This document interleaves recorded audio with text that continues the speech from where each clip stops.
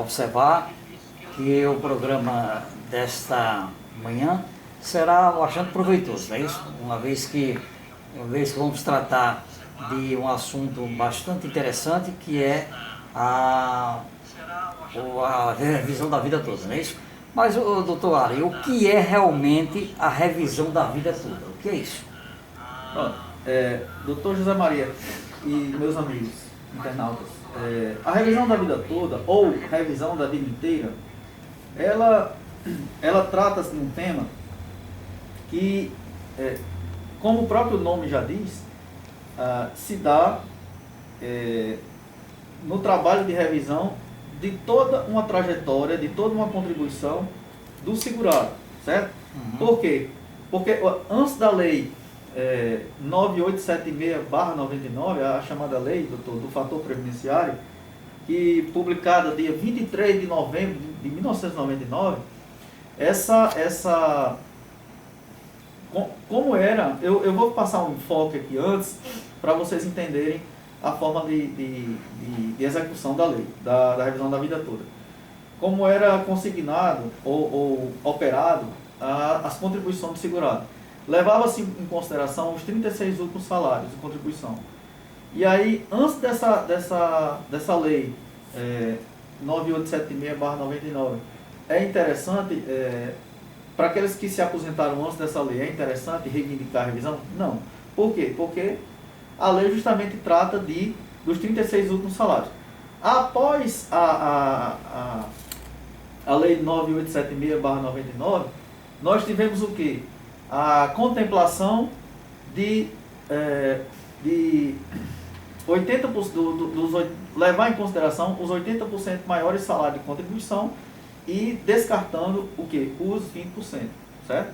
E aí depois, com a reforma da Previdência, agora a emenda constitucional 103/2019, nós, assim, prejudicou um pouco porque aquelas contribuições mínimas e máximas, nós comatamos tudo e aí isso aí terminou reduzindo.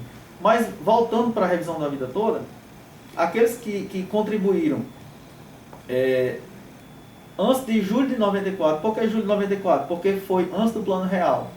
Com contribuições grandes, ou seja, com boas contribuições, e possivelmente essas contribuições elas tiveram uma redução a posteriori, certamente esses segurados que entrarem com essa revisão, eles serão beneficiados. Por quê? Porque aproveitará o tempo anterior a julho de 94, com salários altos. E, por exemplo, eu vou sem fazer cálculo nenhum, vamos conjecturar aqui um cidadão que recebe R$ 2.500 a partir com contagem de tempo de contribuição, a partir de 94. de julho de 94, e com esse cálculo, por exemplo, o segurado que começou a contribuir em meados de 1978, de 1978 até final de início de julho de 94, ele pode ter muito bem a sua aposentadoria majorada e chegar aí a 4, 5 mil reais, a depender, obviamente, do cálculo que se fizer. Certo, pronto. Doutor Ale, agora um detalhe que devemos nos preocupar agora, e inclusive também bater nesta tecla agora, é a questão do STF. Agora vamos sair de Bolsonaro, vamos lá a Brasília, né? O placar hoje está em 5 votos a favor e 5 votos contra. Agora, o que é que nós perguntamos ao doutor Ale? O que é que justificam os 5 ministros para votarem contra a revisão da vida toda? Esse é o primeiro. O que é que justifica aqueles 5 ministros que estão contra a revisão da vida toda, lá no STF? Doutor José Maria, antes dessa resposta, que eu acredito aliás, antes de responder a pergunta, que é uma pergunta muito pertinente, faz-se mistério, faz-se interessante para o público saber quem foi que votou contra, né? Então, os ministros da Corte Superior que votaram contra foi o Gilmar Mendes, o Luiz Roberto Barroso, Dias Toffoli, e o Luiz Fux e o Nunes Marques. Né? Uhum. Então, e aí votaram contra por quê? Ah, muito bem. Né? Exatamente esse por que é que esses 5 ministros, gente, esses 5 ministros estão contra a revisão da vida toda. Vamos ler, o doutor Allen vai dizer muito bem isso aí. Pronto. O argumento para que os ministros, os Celso, os ministros, né, que hoje tivessem essa fundamentação, foi que a revisão da vida toda, segundo eles, aumentaria um custo de 46 bilhões aos cofres da Previdência. Uhum. Né? Primeiro lugar. Segundo lugar, essa revisão, eu acredito que os nossos amigos perceberam que elas são para um grupo de pessoas que contribuíram antes de julho de 94 e se aposentaram após o 23 de novembro de 99, publicação da lei 9876/99, e assim, que não, essa revisão não abrange um conteúdo populacional. Sim. Né? Essa revisão contempla algumas pessoas que se encaixam nesse requisito. Então, assim, baseado nessa situação, o ministro mais uma fundamentação, entre aspas, contra, que particularmente nós não concordamos, ele informa e dá esse enfoque que beneficiaria apenas um grupo e prejudicaria a maioria da população, porque retiraria o quê? 43 bilhões dos cofres públicos. Uhum.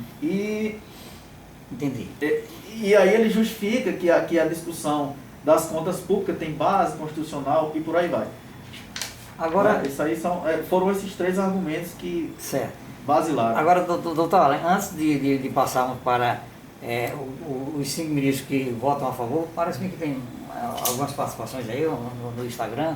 Veja aí, doutor Allen. Pronto, eu queria agradecer, né, as pessoas que estão aqui contribuindo com a nossa participação, vamos ver, Belzinha, né, e muitos outros aqui entrando, porque a minha visão está um pouco ruim aqui, né? Essa é a idade. É brincadeira. Bom, meus amigos, nós estamos apresentando o programa Uma Conversa em Alto Estilo, hoje com o tema Revisão da Vida Toda. Mas, doutor Allen, me diga uma coisa, agora, o que é que justificam os 5 ministros que votaram a favor da revisão da vida toda? O que é que eles justificam isso em favor do seu voto favorável à revisão da vida toda? O que é que esses ministros dizem? E posso citar os nomes deles também, né? Exato. Os ministros que votaram a favor, primeiramente o relator foi o ministro Marco Aurélio de Mello, né? Okay. E aí, acompanhando o relator, votaram quem? A ministra Carmen Lúcia, uhum. a ministra Rosa Weber, uhum. o ministro Edson Fachin e Ricardo Lewandowski. Certo? Sim. Então, os argumentos a favor que os fizeram, digamos assim, contemplar e dar uma perspectiva para os segurados no tocante essa majoração uhum. do seu salário de benefício, foi o quê?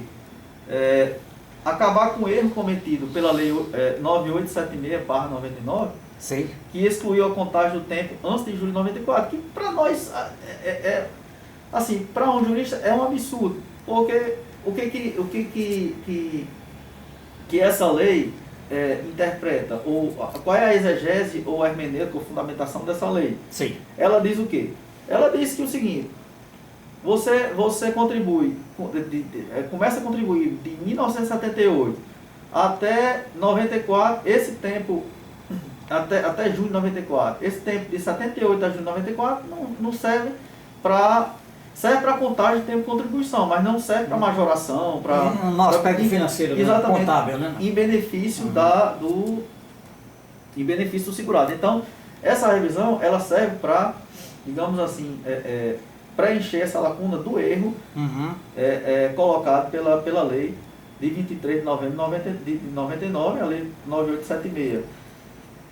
Sim. Pois não.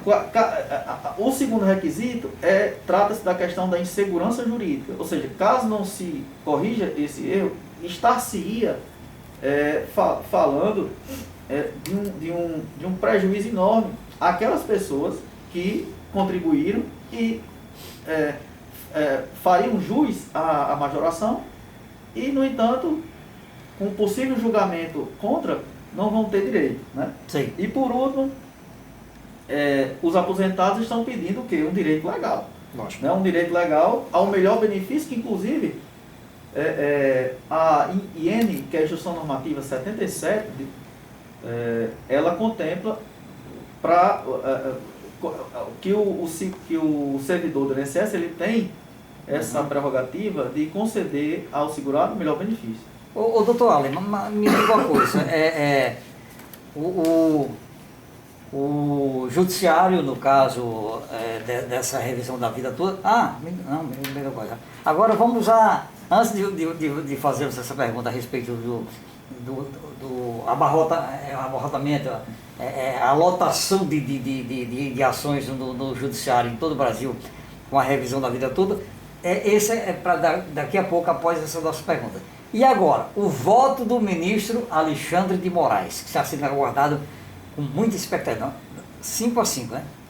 A partida está 5-5, né? Antes de falar desse... Do ministro Alexandre de Moraes. Do ministro Alexandre de Moraes, vale ressaltar uma questão de cunho preliminar, né? Que para embasar ou para sedimentar mais a questão do direito do segurado à revisão da vida toda. O direito à revisão da vida toda, já que o segurado ele contribuiu desde de uma época passada, passando por julho de 94, chegando até a lei 9876 e em alguns casos até ultrapassando ela,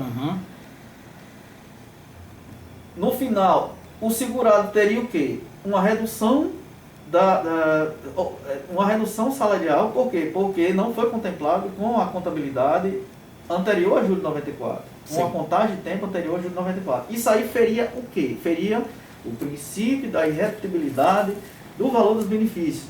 E esse princípio estaria onde? Simplesmente no artigo 194, parágrafo único, inciso 4, da Constituição Federal. Então, é um princípio constitucional. Certo? Exatamente. E em segundo plano, que é parecido com o princípio da irrepetibilidade,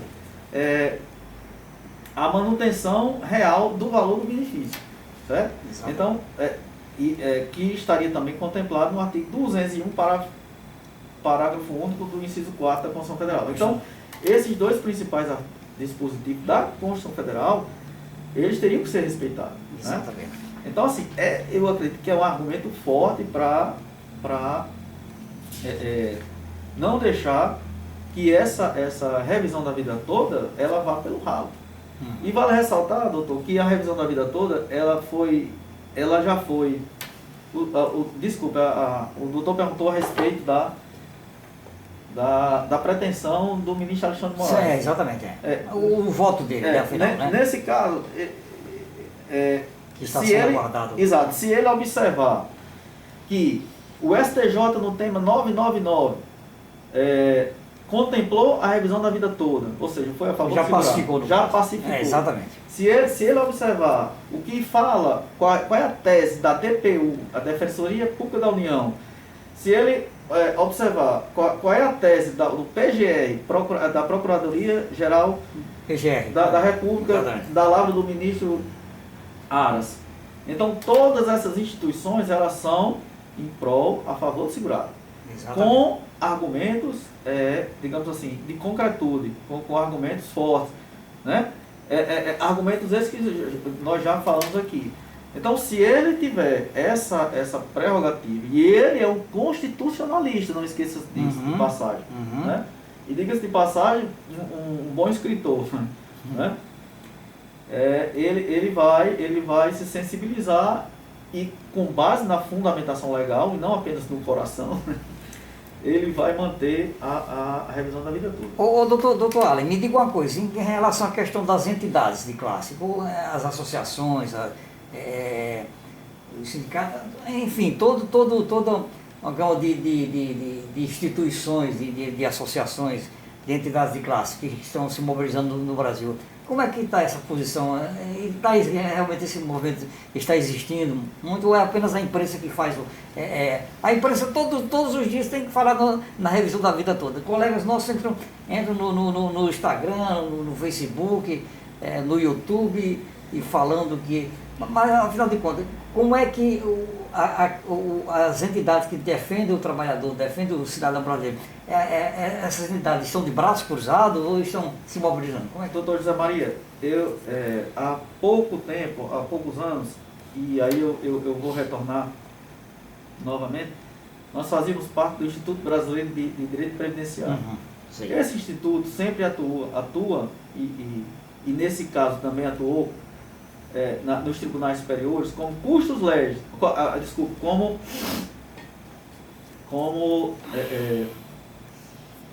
em prol, custos legis, em prol dos segurados, né? Em defesa dos segurados. Então, vinham aquelas ações de segurados a nível de STJ, STF, com os respectivos advogados defendendo o pleito. E aí o IBDP, o Instituto Brasileiro de Direito Previdenciário, ele também fazia sua defesa em prol do segurado. Então, esse instituto ele tem demonstrado uma verdadeira luta em prol dessa situação. Sim. No entanto, eu não vejo essa parceria com a OAB, né? Eu não vejo essa parceria com as demais entidades de classe. Precisa ver, não, porque é para um grupo específico. Sim, é para um grupo específico, mas se você, por vezes, vai que você tenha direito a, faça jus ou tenha direito a esse benefício. Então, basta fazer um cálculo, não basta não, que é um cálculo um pouco complexo, mas é interessante fazer essa análise e lutar pelo direito, ou seu ou do seu semelhante. E, doutor Allen, nós temos que ver também o seguinte, que o aposentado hoje, ele foi alguém da ativa no passado, né? Então é um assunto que desperta a atenção de toda a classe, né? Desperta a atenção de todas as categorias profissionais no Brasil inteiro, né? Justamente por isso é que a gente acha que deve haver mais um empenho, se é que já esteja havendo, um empenho das classes em relação à questão do tema revisão da vida toda. Mas, doutor Allen, nós já estamos nos aproximando do final do nosso programa, uma conversa em alto estilo, mas e aí, a revisão da vida toda, ela sendo aprovada com o voto do ministro Alexandre de Moraes, lá no Supremo Tribunal Federal, como é que ficaria? O judiciário seria abarrotado de ações? Como é que seria, né? Ou seja, a quantidade de ações iria aumentar cada vez mais, a morosidade. Como é que o senhor vê esse aspecto aí? Que muitas pessoas também nos perguntam. Ô doutor Zé Maria, me diga uma coisa, e se essa revisão da vida toda passar lá no STF, como é que vai ser em relação à questão de ações? Vai haver morosidade? Eu vou receber o meu dinheiro daqui a 3, 4, 5 anos, como são os casos dos precatórios? Então me diga alguma coisa, o que é que o doutor Allen Medeiros nos diz a esse respeito? Doutor, antes de responder sua pergunta, eu quero saber dos internautas se está sem, estão dizendo aqui que está sem áudio, a doutora Nani. Voltou o áudio? Bom, vamos. Pois transmissão ao vivo, né? Mas nós estamos também. Peço desculpa. Nós estamos. Pois não, pode dizer. Nós estamos transmitindo também pelo Facebook. Certo? Aí aqueles que tiverem Facebook podem verificar. E também vamos estar também com. No momento nós estamos transmitindo pelo Facebook e Instagram. Acho que ela respondeu ali. E vamos estar também no nosso canal no YouTube. Já podemos, doutor Allen, dizer que o nosso canal é revisão da vida toda, não? Isso. Né? Olha, desculpe. Não, é uma conversa. Desculpa, internautas. O nome do nosso canal no YouTube é Uma Conversa em Alto Estilo. Isso. Agora, o tema de hoje é revisão da vida toda. Doutor Allen, então me diga alguma coisa a respeito dessa questão da quantidade de ações que poderão ser ajuizadas por ocasião do voto favorável do ministro Alexandre de Moraes. Nós já estamos dizendo favorável, né? Na realidade, doutor, eles vão julgar em bloco, certo? Porque é uma ação que é eminentemente uma ação de cunho. Obviamente as ações que seriam ações plurimas, né? Plurima. E as ações que tramitam lá nos tribunais superiores são ações de difundir direito. Uhum. Então essas ações de difundir direito, quando eu falo em fundo direito, eu estou falando que não é um benefício por incapacidade, que você se acidenta, tem uma incapacidade, tem uma questão fática. Não, é só a questão do direito à percepção daquela revisão. Um assunto que já está quase pacificando, né? Isso, então eu acredito que eles vão julgar em bloco. E aí eu acredito que não vai ter tanta dificuldade. Então, o trabalho maior vai ser na fase de liquidação, né, do caso, né? Bom, nós estamos praticamente esgotando, doutor Ali, ainda tem algumas informações, alguns detalhes a respeito do tema revisão da vida toda, ou do contrário, o colega poderia também já dar mais alguns detalhes a respeito do tema, ou então se despedir dos internautas nesse momento, e já podemos até lembrar que a nossa 4ª edição já vai se começar a preparar a partir de agora, né? Na momento que a gente termina essa edição. Nós teríamos alguns detalhes para falar, mas eu acredito que é um tema que não se esgota, mas eu acredito que nós falamos assim dos tópicos principais dessa revisão. Lembrando que esse tema no STF é o tema 1102, né? Com a recurso extraordinário 1.276.977, certo? E aí, eu finalizo aqui minha fala. Queria agradecer enormemente a atenção de vocês e também do nosso amigo aqui, doutor Zé Maria. Ok, então nós estamos nesse momento encerrando o nosso programa Uma Conversa em Alto Estilo e dizendo que os internautas podem nos acompanhar por nossas redes sociais, pelo Facebook, pelo canal do Instagram do colega Dr. Allen e também pelo canal do YouTube Uma Conversa em Alto Estilo. Mas já podemos pensar em alguma coisa em relação à 4ª edição, né? Ou vamos deixar na expectativa? Vamos deixar na expectativa. Então, terminamos aqui o nosso programa Uma Conversa em Alto Estilo. Um abraço, fiquem com Deus. Não há melhor companhia. Amém. Rapaz, eu acho que... Será que durou mais de 1 hora? Eu digo já para você, deixa eu só publicar. Porque acabou, o vídeo foi encerrado aqui.